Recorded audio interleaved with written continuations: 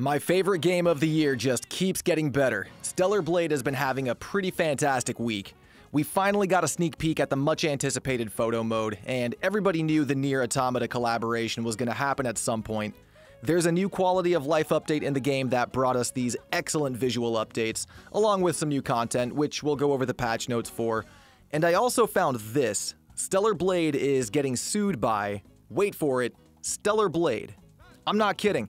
There's a small entertainment company named Stellarblade, one word, and they filed a lawsuit against the game's developers, and it's kind of funny, kind of sad, all entertaining. You know where the like button is, consider subscribing for more content like this, and let's get into it.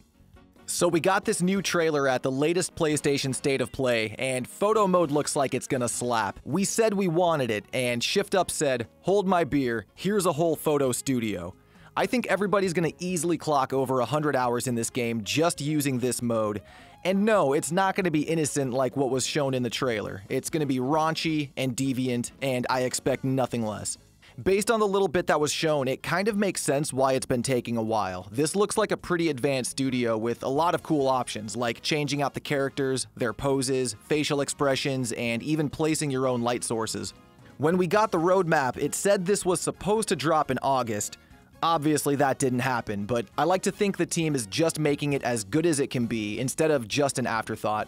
We've got to be getting it within this next month or two, and I'll update you guys when it gets here. There's also this confirmed collaboration with NIER Automata, which we knew was inevitable. The tagline in the trailer translates to Worlds Collide.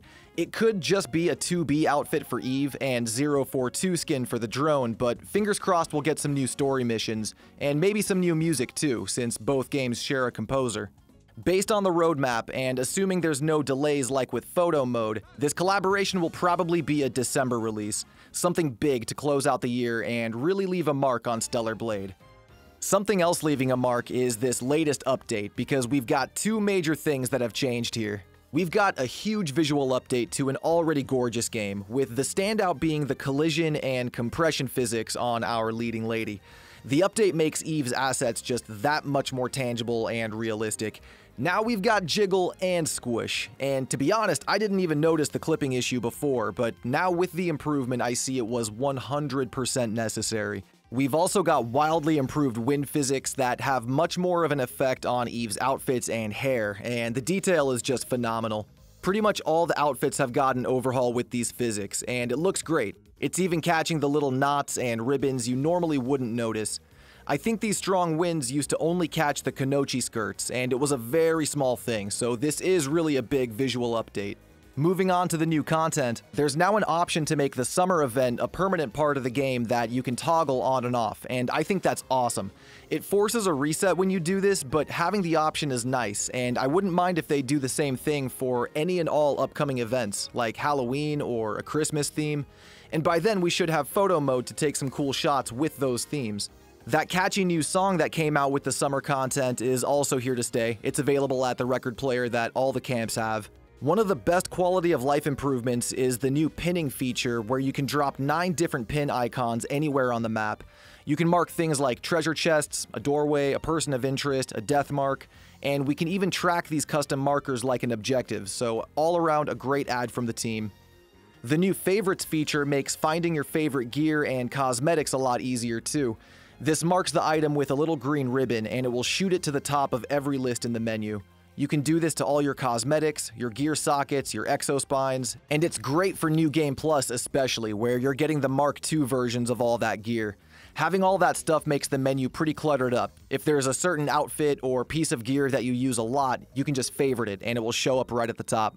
There's a new item in the shop. The ammo package will completely max out all of your ammunition with a single purchase.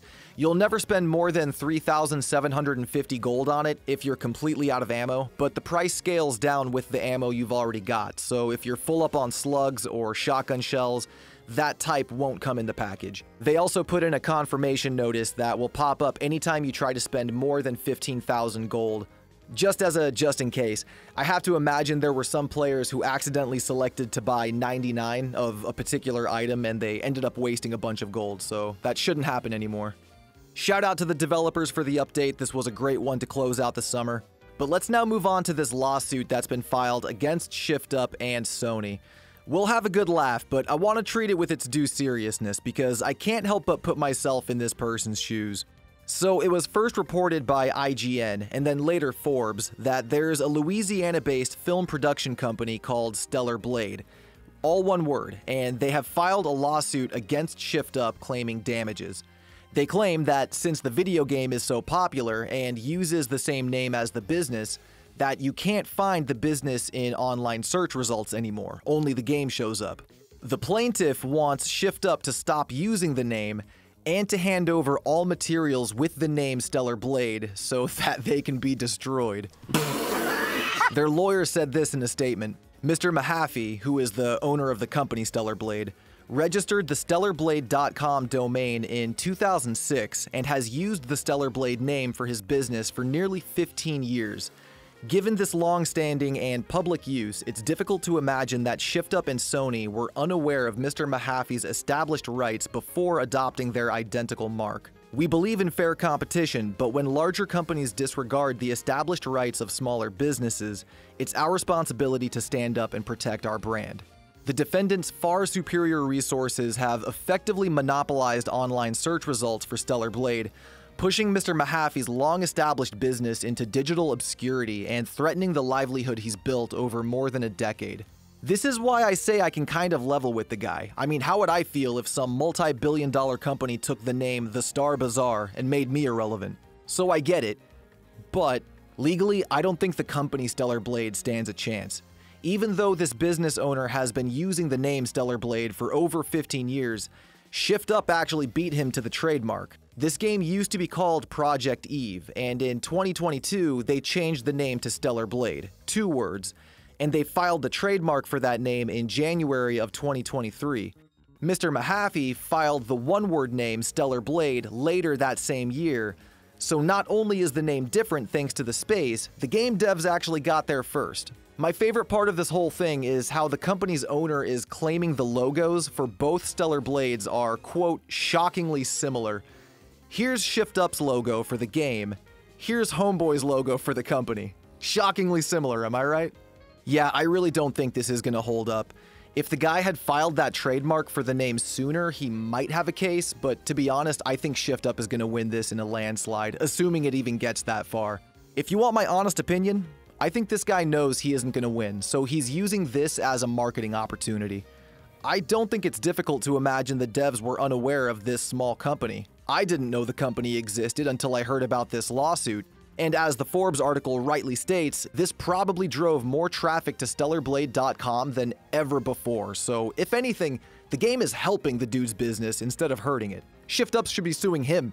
In all seriousness, I'm not talking about this to poke fun at the guy, just to bring awareness to the fact, and hey, I like to think I'm doing my part in driving traffic to his website too. So if you're in the Louisiana area and you need some video work done, hit up Stellarblade.com. But that's all I've got in the world of the video game Stellarblade today. If you made it this far in the video, type Lily is cute in a comment below so I know who was goated. And if you're a new viewer, consider subscribing for more video game talk and news. Thanks for hanging out with me. This has been Star. Keep shining, baby.